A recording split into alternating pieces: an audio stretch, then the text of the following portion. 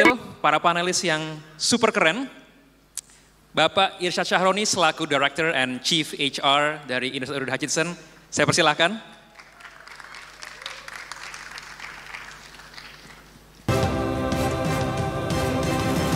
Saya juga ingin mengundang sahabat saya, Dr. Indrawan Nugroho selaku founder Cias. Silakan Mas Indra, waktu dan tempat dipersilahkan.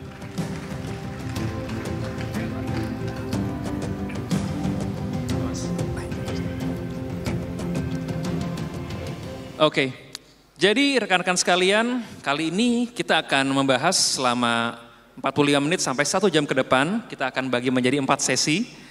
Di awal saya akan berikan konteks dulu kepada kita semua, bahwa menurut Badan Pusat Statistik Indonesia, dari tahun 2020 dan sampai tahun 2030, Indonesia akan mengalami lonjakan demografi atau bonus demografi. Di mana banyak sekali pertumbuhan dari masyarakat Indonesia pada usia produktif, dari umur 18 sampai 64 tahun. Nah, dari sana kita bisa lihat bahwa ternyata banyak sekali tantangan muncul dengan kesenjangan keterampilan di kalangan tenaga kerja, terutama dalam industri yang didukung oleh teknologi. Jadi laporan dari Bappenas menunjukkan bahwa tingkat pengangguran terbuka alias TPT pada bulan Agustus 2023 ini mencapai 5,32%. Jadi kontribusi terbesar berasal dari lulusan SMK dan SMA. Nah, sekarang kita sudah tahu artificial intelligence is actually part of us. Udah menjadi sahabat kalau kata teman-teman di Indosat di sini ya. Dan kita melihat bahwa ini menjadi tools yang kita pakai setiap hari, apapun kita bisa pelajari dengan mudah. Ya. Dan ada juga fakta menarik bahwa saya baru baca dari Statista Consumer Survey, Indonesia duduk di peringkat keempat dalam survei ini, di mana ketertarikan dalam penggunaan aplikasi berbasis AI. Jadi nomor 1 ini yang saya dapatkan dari Nigeria, kedua dari Vietnam, ketiga Brazil, keempat Indonesia. Jadi kita bisa lihat antusiasme penduduk Indonesia menggunakan AI, apalagi dari generasi muda. Nah, saya ingin bertanya, izinkan saya ini kepada Mas Indra ya.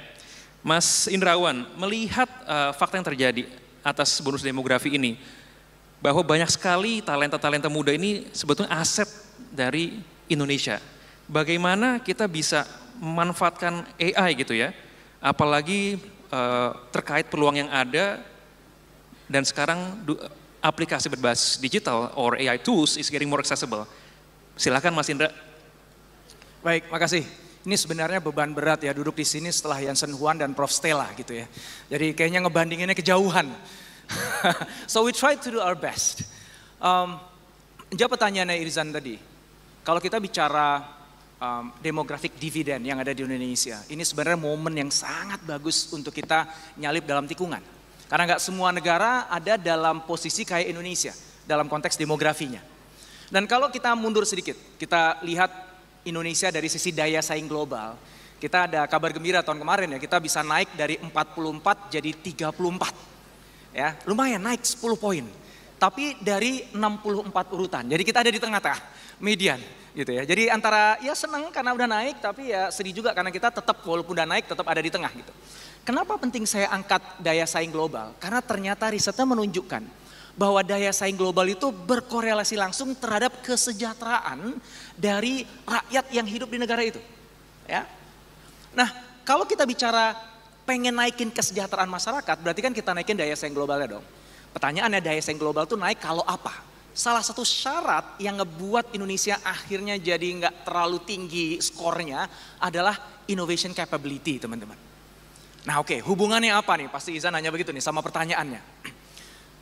Jadi kalau kita pengen negara ini lebih maju, lebih sejahtera, naikin daya saingnya. Daya saing untuk bisa naik, innovation capability-nya dongkrak. Karena itu representativeness-nya agak tinggi itu ke daya saingnya. Nah ketika kita bicara anak muda di Indonesia, mereka adalah orang-orang yang penuh kreativitas, punya passion, keinginan untuk membuat perbedaan, dan tech savvy. Jadi kalau mungkin kemarin-kemarin daya saing kita tuh nggak bisa naik, sekarang saatnya kita dongkrak itu karena kita punya modal yang paling utama, yaitu modal SDM kita yang terdiri dari anak-anak muda yang mereka mestinya nih mudah sekali lakukan inovasi karena itu ada dalam DNA-nya mereka. Apalagi kalau mereka di-enable sama AI. Nah, inovasi itu kan pada dasarnya kan value creation, menciptakan sebuah nilai. Nah, ada tools yang tiba-tiba ada di tangan setiap anak muda untuk bisa menciptakan nilai. Entah dia kerja di satu perusahaan, dia seorang ASN, dia seorang pengusaha.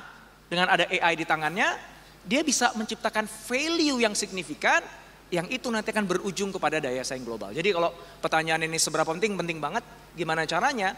Ya making sure, pastikan bahwa anak-anak muda kita, talent-talent kita itu bukan sekedar tahu AI, tapi bisa memanfaatkan AI untuk meleverage produktivitasnya. Bukan cuma sekedar tahu cara pakai filter di TikTok supaya kelihatan lebih cantik dan tampan. Kurang lebih begitu. Terima kasih Mas Indra. Jadi intinya di sini nggak cuma sebagai user or consumer, but being the producer or for example yang gimana pakai tools ini untuk bahkan buka lapangan pekerjaan mungkin nantinya Mas ya. Nah kalau gitu saya mau nanya ke Pak Irsyad nih Pak. Ini kan korporasi ya, Indosat is one of the largest telco company in Indonesia, and I think this event signifies that Indosat is going through massive transformation dari telco company menjadi a native, let's say, tech company dengan putting AI in the forefront. Melihat transformasi ini, Pak Irsyad, bagaimana Bapak di sini dengan tim HR Indosat menyiapkan talenta-talenta ini dalam menyikapi transformasi atau perubahan ini, Pak? Artinya apa yang kami lakukan untuk menyiapkan talenta di Indonesia menghadapi transformasi AI ini? Khususnya di saat ini di Indosat Udara Hutchinson, Pak. Apa yang kami lakukan di Indosat? Betul, Pak. Oke, baik. So, I'd like to build tadi yang Mas Indra sampaikan dulu untuk masalah tech savvy, ya. Gimana kita Indosat yang memang punya privilege position, kenal dan dekat dengan berbagai tech giant, bisa memanfaatkan their skill set untuk the benefit of the masses, ya. Salah satunya adalah contohnya kita udah sejak 5 tahun yang lalu bekerja sama dengan berbagai partner tentunya memberikan beasiswa untuk coding, untuk security, untuk AI, dan tahun kemarin itu kalau nggak salah kita graduate per tahunnya bisa sampai 90.000 graduates. Right? Tepuk tangan Bapak sekalian. Itu adalah sumbangsi kecil kita, ya. Dan kita harapkan ini bisa membantu untuk bisa accelerate Indonesian talent. Dan kita berada di epicentrumnya, ya.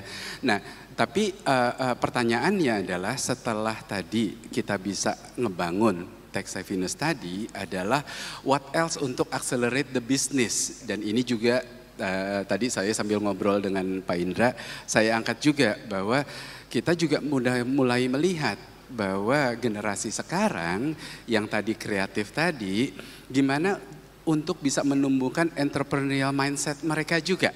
Gitu loh, untuk ngebangun kreatif ekonomi through digital platform, sehingga tidak hanya mengharapkan dengan big giant multinationals ataupun other big companies untuk leveraging their skill set gitu loh. Jadi kita harapkan ini bisa tumbuh berbarengan. Nah, kita harapkan dengan kita berada di dalam unique position, kita bukan yang paling jago, tapi kenal yang lebih jago dari kita connectin mereka, build it dengan UiPath, Cisco, dan segala macam, and then we provide this program to our Indonesian talent. Wonderful, luar biasa Pak Irsyad. Jadi kalau saya lihat di sini, Indosat is not only acting as a technology platform, but also a platform to create the future talents, Pak ya, bisa dibilang ya, dengan tools accessible dan juga fasilitas yang ada. Jadi Bapak Ibu sekalian, kalau kita bisa simpulkan bahwa bagaimana kita bisa menyiapkan talenta digital dalam menghadapi bonus demografi ini, kita bisa bilang mungkin 5 sampai 6 tahun ke depan.